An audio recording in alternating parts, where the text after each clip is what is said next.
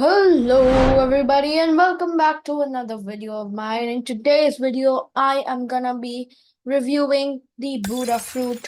And yes, Buddha is one of the most popular fruits in Blox Fruits because it's used um, almost everywhere in the first C, second C, and some also in the third C. And yes, it's quite cheap according to many players, and it's also very good for PvP and grinding, according to the Blox Fruits Wikipedia. Now, yes, before we start this video, please do not forget to like and subscribe. Also hit that bell icon so that you'll always be notified when I upload a video. Well, let's get into this. Now, the Buddha fruit is a legendary beast type fruit, of course, because it is a very good fruit. That cost 1.2 million. Now, for beginners in the first sea, of course, this is going to be very expensive for them. But once you get to later stages of the first sea and once you enter second sea, it will become cheaper for you. And if you want to use Robux, 1,650 Robux from the Blox Fruit dealer. So now Buddha fruit is almost useless without fighting styles, according to me at least. So without fighting styles, Buddha doesn't do that much damage. Um, I suggest you to take fighting styles. Yes, in the Blox Fruits page, it is written Blox Fruit users can use swords, fighting styles, and guns when transformed, but I would suggest you to use fighting styles because guns are almost useless and also swords. So, fighting styles, if you're a first C or a second C, I would, of course, suggest you to take either dark steps, electricity, or water kung fu. Those are, for me at least, the best fighting styles for the Buddha fruit. So if you want to awaken the Buddha fruit, like fully awaken it, it takes a total of 14,500 fragments. Yes, quite a lot, but still, yes. So here are the normal moves which the Buddha fruit has. So in general, the Buddha fruit is not too difficult to obtain. If you're a beginner, of course, it's gonna be quite hard for you to get. But once you save up and get a lot of money, it's worth it. It's really worth it because it does quite a lot of damage, good for grinding, and yes, it's a good fruit overall. And the X, C, and V move can break instinct. Yes, that is also very OP. And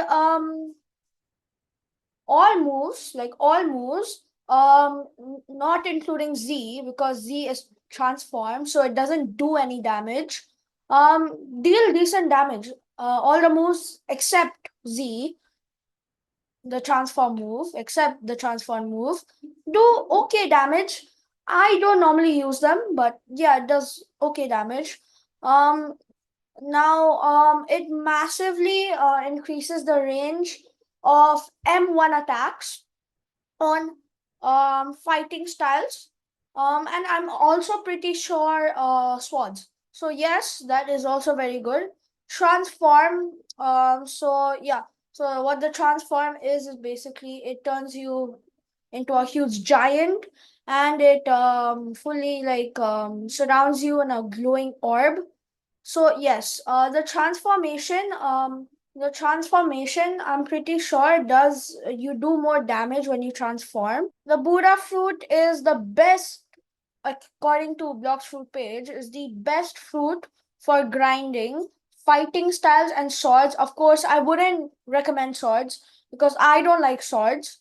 Um, and it's also decent for guns according to the page, of course. For me, not at all. Not at all. I wouldn't suggest you to use guns or swords, just use fighting styles. It doesn't matter if it's literally dark step or any other, mid-level fighting style, it doesn't matter. Just get a fighting style and get Buddha. You'll be able to grind the whole game. You can get to third seed just with Buddha. You don't need anything else. So now, so the impact, which is X, the impact move, does decent damage. It does quite a lot of damage and it does decent AoE. And the Buddha leap, which basically just sends you in the sky, um, it has good mobility. In fact, very good mobility, and you can jump extremely high and go to far, far islands and places. I mean, not islands, but you can go quite far. The Buddha explosion, it doesn't really do a lot of damage. It does decent AoE though. Now, so yes, moving on to the awakened side. Um, so let me just talk about the awakened fruit in general. So first of all, it's more effective, way more effective than the unawakened form. As it, gives you more reach, so it just makes you like 2 times larger. So that's why you can hit NPCs that are farther away. So that's also an advantage. And when you have the Buddha awakened, you can walk on water without taking any damage. That's also a really good thing because when you become bigger, you can travel faster and you can walk on water. So you don't need boats. So you don't have to waste your money unless you buy a dinghy. So the heavenly impact does decent damage. And yeah, the heavenly impact is just good in general. It's the main move. And it does, yes, a lot of damage. I use it like a lot. At least I used to because that was on my old account. And yeah, so no, I don't use it anymore. And now the light of annihilation. So yeah, this is probably the biggest move I have ever seen, like in Blox Fruits, because I haven't had that many fruits, but at least, okay, the Light of Annihilation, at least for me, was the biggest move I have ever seen in Blox Fruits. That's why right over here it's written extremely long distance. Yes, very true. It goes very far away and it's huge.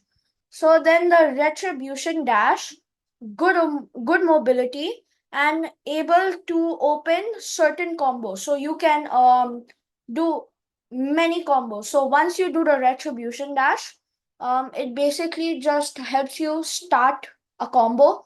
That's what the thing is, and it has good mobility. So yes, those are the cons. Let's move on to the those were the pros. Now let's move on to the cons. So yes, that is it for this video. Thank you guys for watching, and I will see you all in my next video.